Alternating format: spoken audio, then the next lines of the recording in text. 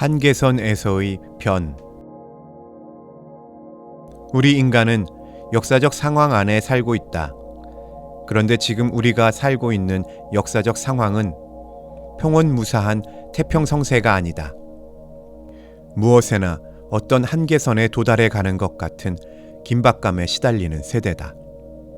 큰 강의 흐름이 갑자기 급해지는 품이 암만 해도 심상찮아 보이는 것이다. 몇천 미터 앞에 딱 끊어진 절벽이 복병같이 기다리고 있는 것만 같다.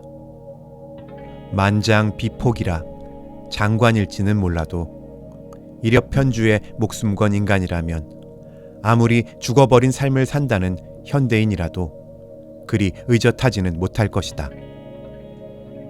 세계적인 원자학자 오펜하이머가 콜롬비아 대학에서 연설하면서 우리는 지금 신비의 한계선에 살고 있다라고 말했다 한다. 우리 말투대로 한다면 우리는 지금 심판의 한계선상에 살고 있다고 할 수 있을 것이다. 첫째로 우리는 물질적인 영역에서 어떤 극한선을 느끼고 있다. 물질의 숨은 신비를 탐색해낸 것으로 오늘같이 놀라운 세대는 없었다. 에베레스트의 최고봉에서 바다의 가장 깊은 밑바닥까지 탐색되지 않은 고장이 없다. 땅의 어느 치벽한 한 구석도 현대 군용 지도에 눈을 피해낸 고장이 없다. 호콩 속에서 셀룰로이드 이외에 200여 종의 다른 물질을 뽑아내며 유리 속에서 아름답고 질긴 나일론 의복 천이 쏟아져 나온다. 인간을 대신하여 가장 복잡한 고등수학의 계산을 순식간에 대답해주는 기계가 등장한다. 가장 작은 원자의 세계에서 가장 강력한 폭탄이 괴물같이 뛰쳐나온다. 그리고 로켓은 우주를 두루 날고 있다. 물질 속에 감추인 신비를 탐험하여 이제 그 도가 인간 능력을 신화할 정도에 이르고 있다. 그러나 이것은 이미 존재한 물질 속에 당초부터 감추어 있던 그 신비를 인간이 그 주어진 지능을 가지고 발견 또는 발명한 것이요, 결코 인간이 무에서 창조한 것도 아니요, 법칙을 창안한 것도 아니다. 그러므로 지식이 교만할 정도로 많아졌다면 지혜는 그만치 더 겸손할 줄 알아야 할 것이라는 것이다.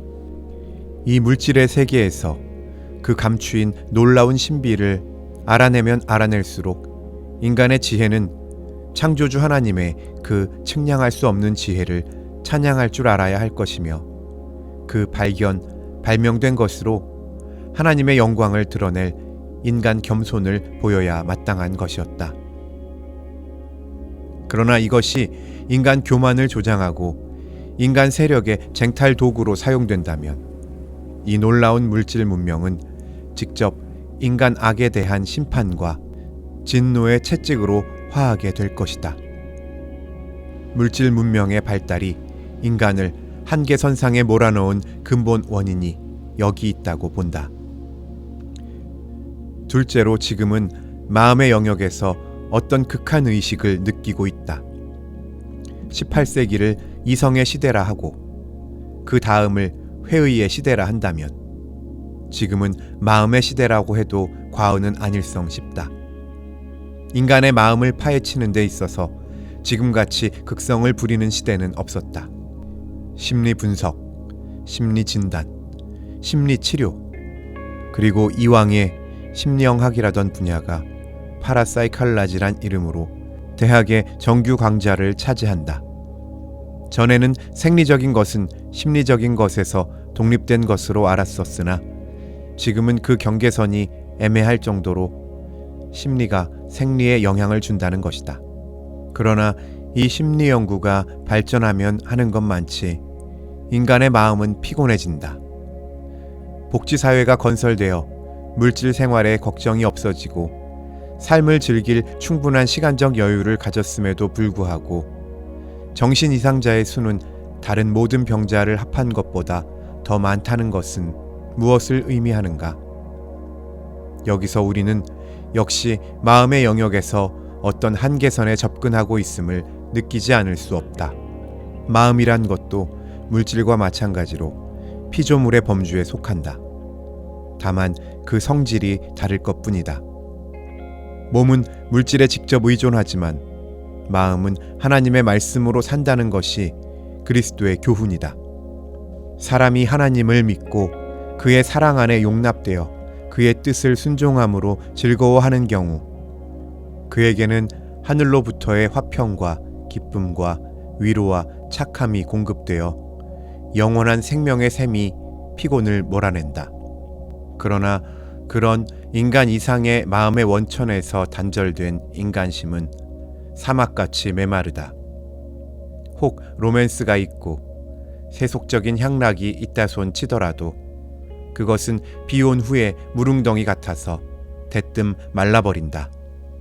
마음의 세계에 위기가 오는 것도 그 근본 원인이 이 하나님과의 단절에서 초래된 인간심의 교만에 있는 것이다.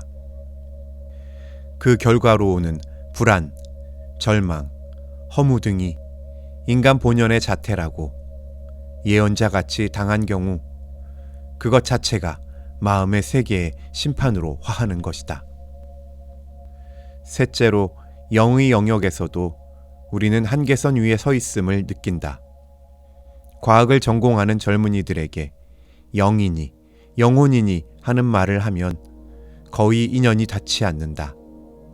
그것은 실제가 아니라고 미리부터 단정하고 있기 때문일 것이다.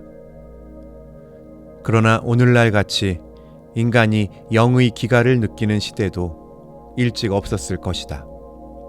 살아계신 하나님으로부터 자기 몫을 타 가지고 멀리 이방인화한 탕자의 경우에서도 기어코 돌이키지는 않으려는 자기 고집이 현대인 형이라고 자부한다.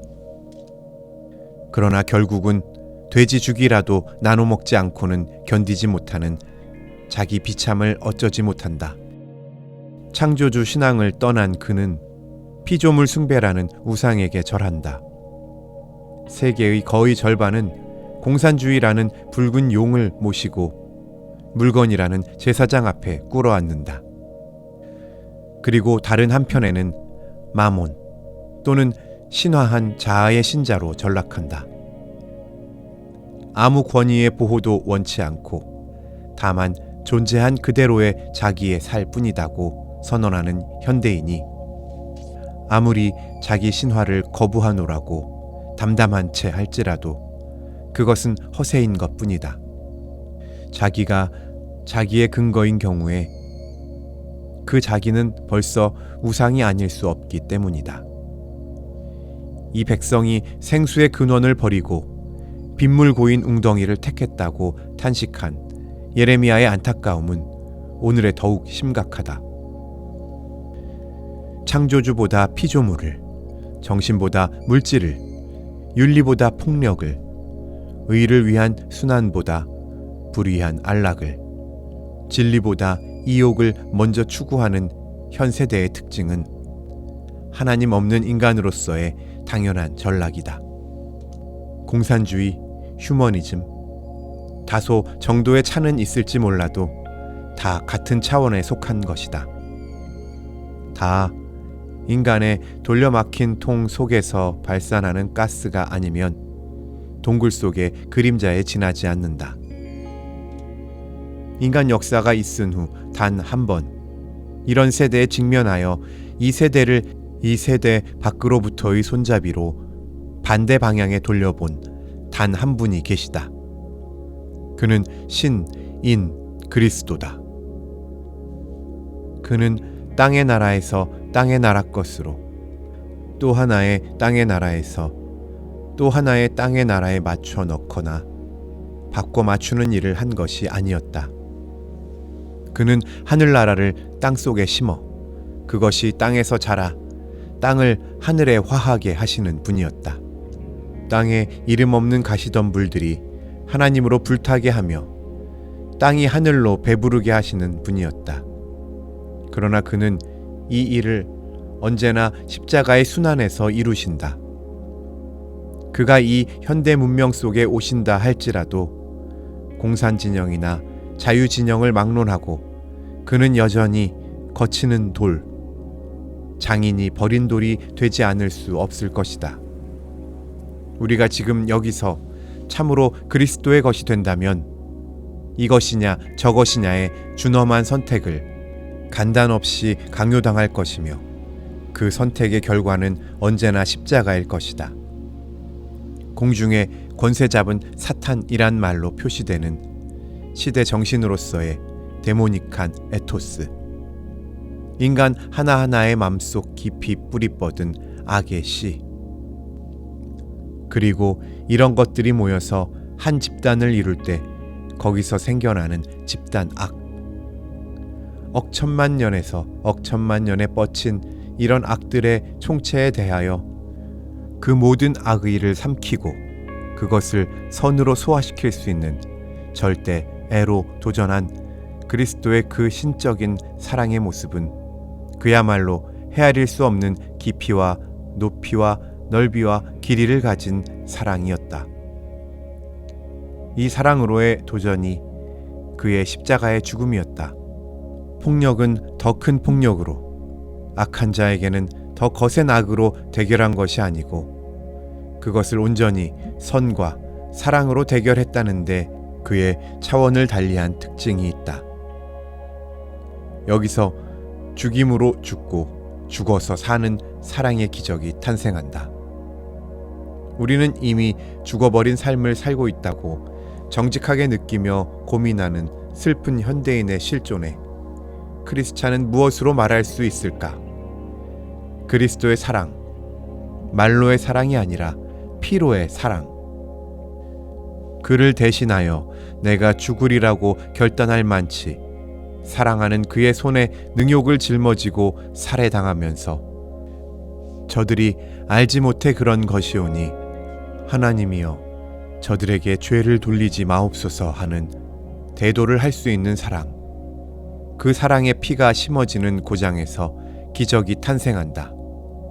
이 심각한 극한 의식에 사로잡힌 현대인에게 생명의 환희가 벅차게 느껴질 수 있는 단 하나의 길, 그것은 역시 그리스도의 사랑뿐이다. 그리고 크리스찬의 의미도 이 사랑의 동참에서만 찾을 수 있을 것이다.